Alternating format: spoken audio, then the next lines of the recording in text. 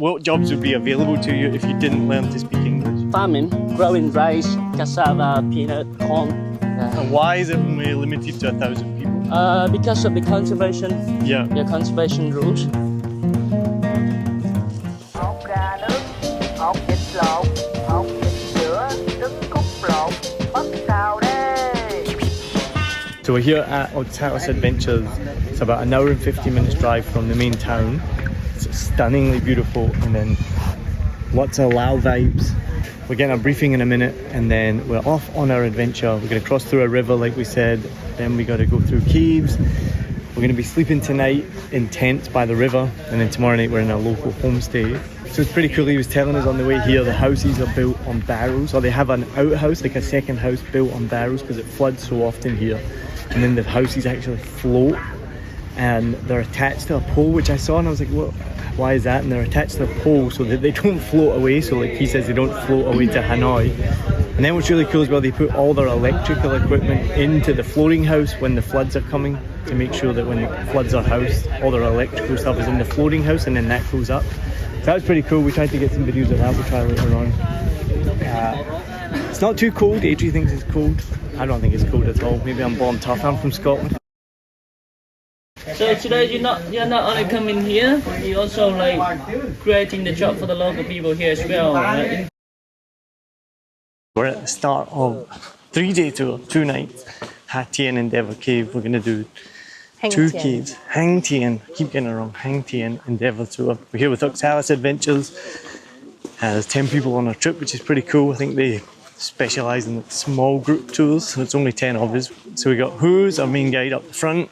He's been amazing. Did a safety briefing before, so we know exactly what we're doing. We got about an hour until we go to the river crossing, which, just talking to a couple of people, everyone's pretty scared and nervous about the river crossing, because we're going to get wet basically. So we have to wade through a river, going to be about up to our knees, waist, depending on how tall you are, and we're going to get soaked, and then we have to keep on trekking in wet clothes, which it does not sound that fun. And cold. Yeah. Yeah, what's the temperature right now, do you know? I haven't checked. It's probably like 19. I don't find it that cold, to be honest. And I know, From Scotland. I literally was just about to say, I know what you're going to say, I'm from Scotland. That doesn't make any difference. I left Scotland because I hate the cold. And that's cool. Oh, careful, Didn't see careful. the step. Yeah, mind your step. We're here with Who. He's our boss. He's the king. He's the king of the jungle. In the jungle. King of the jungle, Yeah, in the jungle. And he's going to be taking us safely through the jungle over the next few days. So Who, you said you're local. You're from... I'm from Phong Nha. Yeah. Yeah, I'm living there. But today I'm just taking you to the jungle in this area. It's quite far away from Phong Nha, but I've been here for many times, so no worry if we get lost, okay? How many times have you done this? You done this too? So many, maybe more than 100. Wow. Yeah, 100 times, yeah. So do you ever get bored of doing this, or do you think it's amazing every time? To be honest, we have very nice scenery and we have very nice landscape. And I'm really love like caving. Yeah. So that's why I'm really enjoying that. And I never get boring from the job. Oh, very nice, because every day I can enjoy my life in the jungle. I can take some people to go to see how beautiful of our country. Yeah, and I can learn from like many things from our clients. Yeah, about the culture, people, yeah, or whatever. Yeah, especially I can share, and I can introduce the beauty of my country to the other people around the world. That's awesome. Did you, when you were growing up, did you realize that you lived in such a beautiful place, or it was just normal to you? Oh, it's just normal to me. Yeah. But sometimes I still see it's really beautiful and kind of special, yeah, for me as well. Yeah. Yeah. It's always beautiful and never boring. So how old were you when you first did this tour, or you first went caving? I started doing this 3 years ago. Right. Yeah, and this is my first time job. That was your first time doing this cave? Yes. Wow. Yeah. Very cool first job. Yeah. So how did you find the job? Like, how did you apply for it? So I'm living in Phong Nha, and the company is located in Phong Nha as well. Yeah, it's nearby my house. Yeah. Yeah, and I see tourism is developing very fast, and it could be a big chance for you if you like can speak English. You can find a job away like easily. Yeah, so that's why I decided to go to the university to study foreign languages. That's what I was going to ask. So when did you learn English? When or where? When and where? I went to university in Dong in 2018. Yeah. Before that, you couldn't speak English. Before, we also learned English in the school. Yeah. But I not really like English that much. No. Yeah. Too difficult. Yeah, it's too difficult for the local to speak. But when I met one teacher from the high school, so she admired me about English very, very much. Yeah. And then I fell in love with English from that moment. Yeah, and I start learning English from the high school. End of the high school. And then I decided for my for my future, sorry. Yeah. And is that important for your future? Like if you hadn't learned English, what job would you do living in Phong Nha? Oh, so my major would be English, but it's gonna separate in many different jobs. Like teacher, operator, guide, or you can do in business, like homestay, hostel or something like that. But if you didn't speak English, what job would you be able to do? Maybe guide. No, but I mean, like, if in Phong Nha you're growing up, what jobs do people do? Not at Oxalis. Like, what jobs would be available to you if you didn't learn to speak English? Farming, mostly farming. Yeah, growing rice, cassava, peanut, corn, and even acacia. The plants behind. Yeah. These are the main jobs. Yeah. And I assume they don't pay as well. It's not a good future or a good job. Yeah. And the income is not really much. Yeah, for them as well. Yeah. And before, many people, they also went to the jungle for logging, hunting, and cutting off the tree as well. Right. They're gonna try to do anything for making money. Yeah. Even cutting off the bomb, Yeah, they show the bomb as well. For the metal? For the metal, for the shells, and for the dynamite inside. Shit. Yes. So that must be so dangerous. Yes, they know that, but they had no choice, Yeah. They had no choice before. Yeah. So even it's still like illegal. Yeah, but they still try to do that job anyway. Wow. Yeah. So are there still a lot of unexploded bombs around here? Oh yes, because this area is quite massive and huge. Yeah. And during the wars, they drop a lot of bomb around the area. So they try to remove and they try to like take off the bomb in the area, but it's not really easy for them. Many. Yeah. They said it could be a long time, maybe many years. Yeah. So do people sometimes still stand on the bombs and they explode, or they're very rural? Yeah, so before many people they got killed from the bomb because most of the people in the village, they are farmers. Right. So they went to the farm and they click to the bomb, they step on the bomb and the bomb explode. Yeah, and then they got killed. Yeah. Some people they're still lucky, but it's not really much, but they still lose some part of the body, like the hands, legs, or something like that. Yeah. Yeah. But it doesn't happen as often now.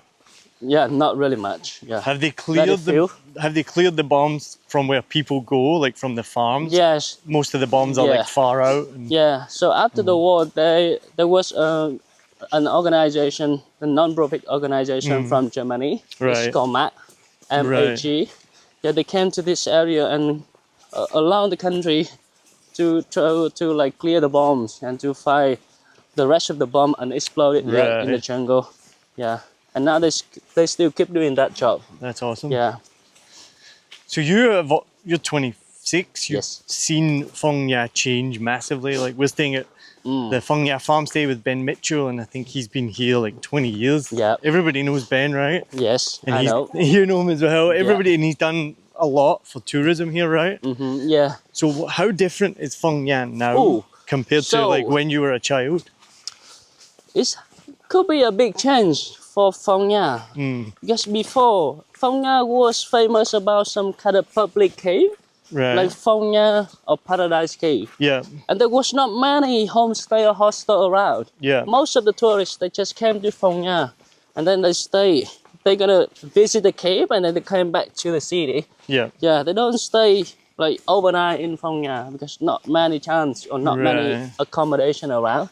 Yeah, they just like spend the time in like Đồng Hới city and with some more luxury service like the hostel, even resort or something like that. Yeah. Sorry.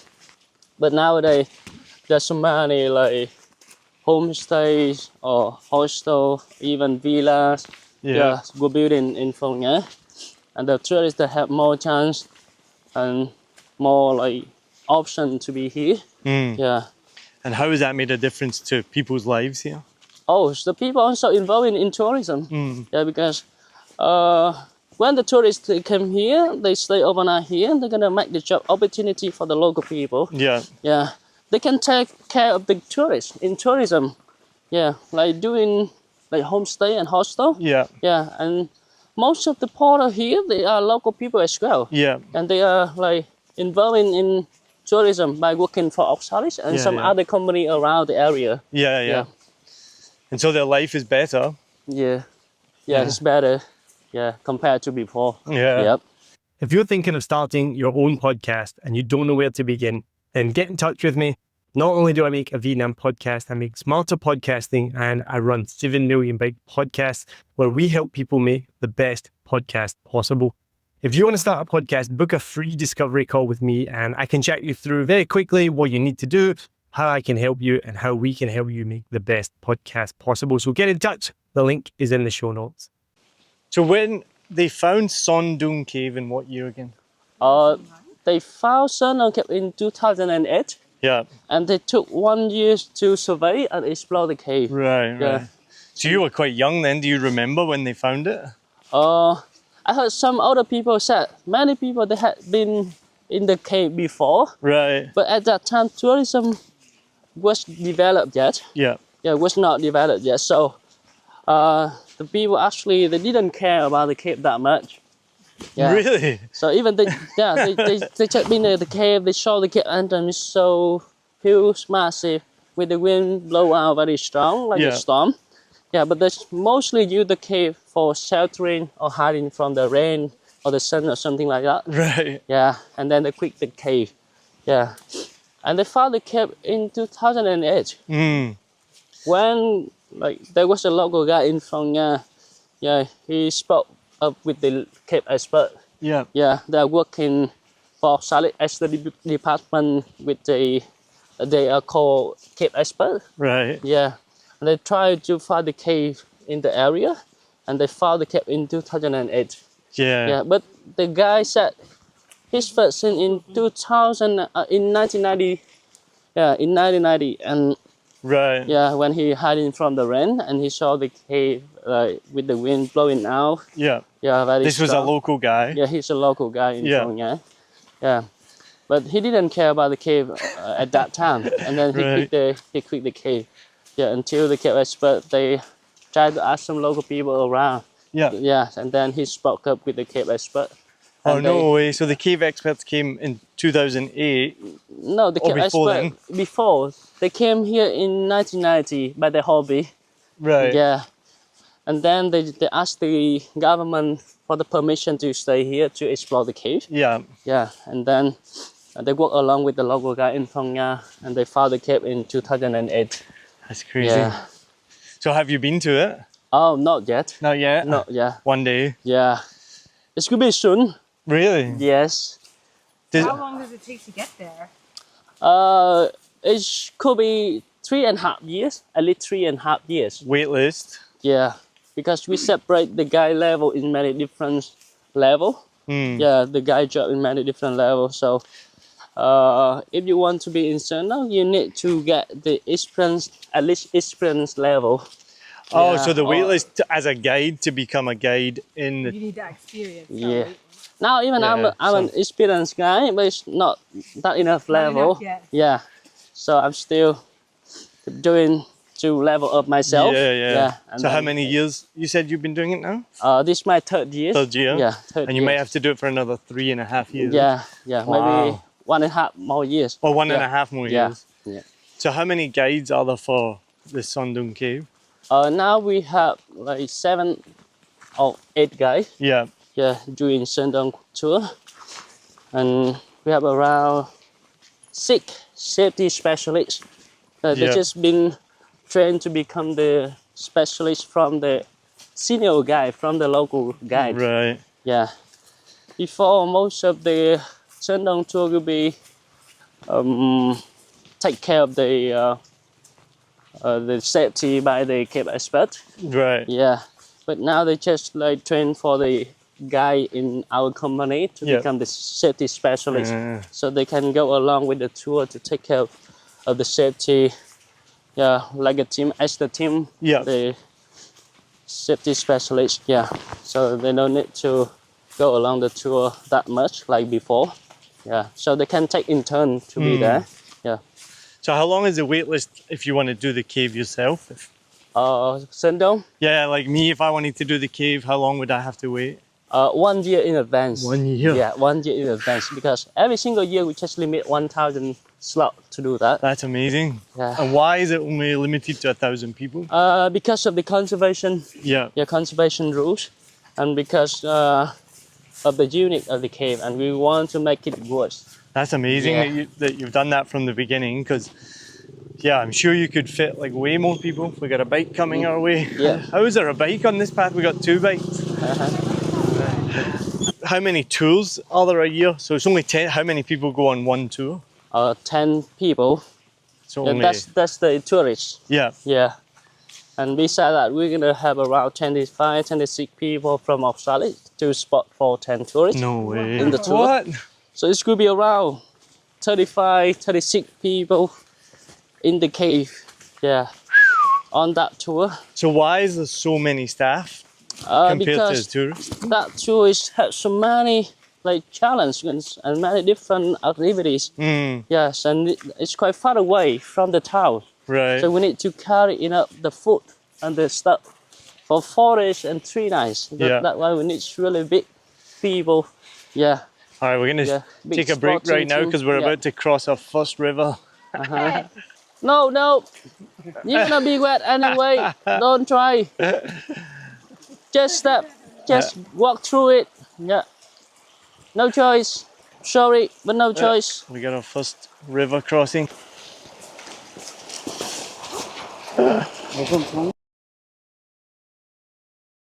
Oh, really hot. You know, 40, 41 degrees Celsius. 31. 40, 41. Okay. 40, 41 degrees Celsius. So I'm sure that you cannot enjoy it that much in the summer. Now we have the perfect weather. So I'm back with Who. We've just gone through the water, which is what everyone was worried about. Is that it? Are we done with water, or we have more water? We still have more river crossing after lunch. Right. Yes, now we are heading to the lunch spot. Okay. Yeah, Good, that's good. is 'Cause I'm hungry. the last level, the last river crossing before lunch. Right. Yeah, there will be more. That And wasn't it too should bad. be- it could be higher. So And finish we- telling me about Son Doong Cave and then we'll get ready for lunch. So you said there was 25 guides for 10 people and it's limited to 1,000. So that's only 100 tours a year. Yes, that's 100 tour a year. But this tour, this year we want to expand more. Yeah. Maybe like few more tours, like 5 to 7 more tours. Right. Because we want to like make more chance or more opportunity for tourists to be there. Yeah. Yeah. So at the beginning, we just limit 300 slots. Yeah, Wow, per only year. 300 per year in the But beginning. now we just like expand up to 1,000 slots, and it's Yeah. will be more this years. Yeah. And does it keep it nice? Like it keeps the cave in good condition? Oh yes, because like we need to like give the cave every cave need to have a rest time to recover Yeah. after the season, you know, and it's also for rainy season as well. Yeah. So we're gonna stop 2 months for rainy season from mid-September to mid-November. Right. Yeah, and in every single month we're gonna open around 15 tours. Right. So are you excited to do it one day? Yes, very excited because I read the documentary about the cave, and Yeah. I can imagine how massive of the cave. Yeah. You cannot imagine how huge it is. It's got its because- own weather system, Yeah, right? it could be fit one Boeing airplane in the cave, Holy. or like 50 building floors. Yeah. Wait, Yeah. 50 high? Yeah, Oh my goodness. Yeah. Because the cave, especially, could be very, very high. Yeah. And the biggest chamber of the cave could be 200 meters. Yeah, 200 meters in the biggest chamber, Yeah. and 160 meter wide. Yeah. Amazing. Well, you're the king of the jungle, right? Yeah. So you can send people home if you want. You can kick them off the tour. So Yeah. later on, I want to hear if you have any stories about kicking people off the tour.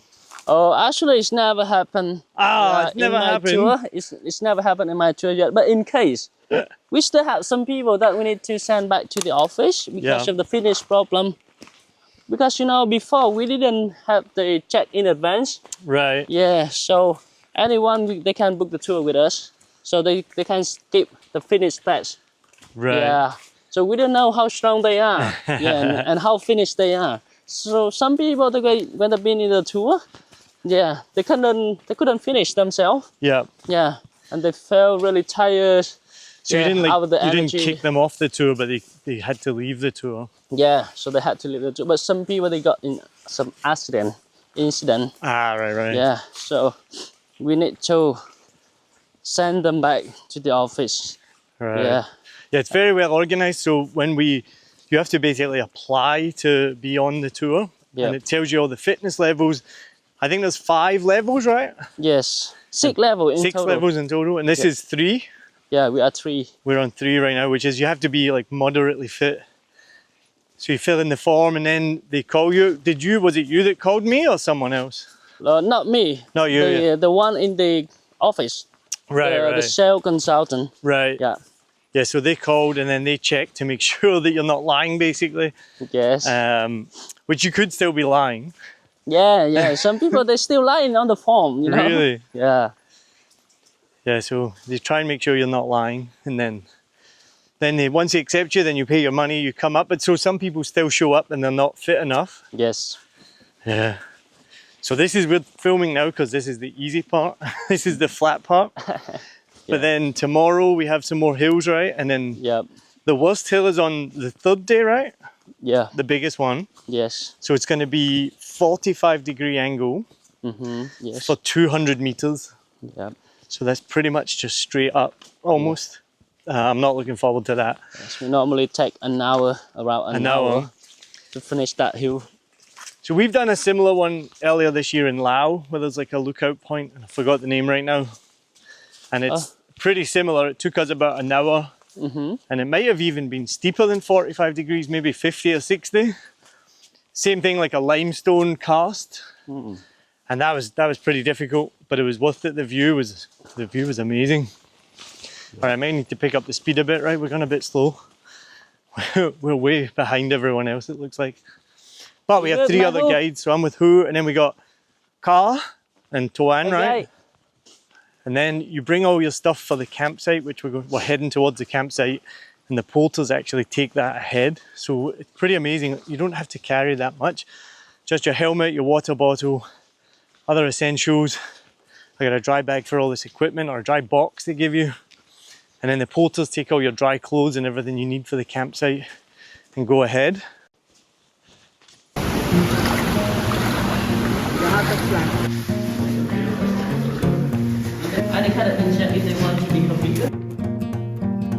This is some proper Lord of the Rings vibe, this is. Really end up doing a shot. I don't want to do it. I have to. But the sauna's there, I can go straight in the sauna. No.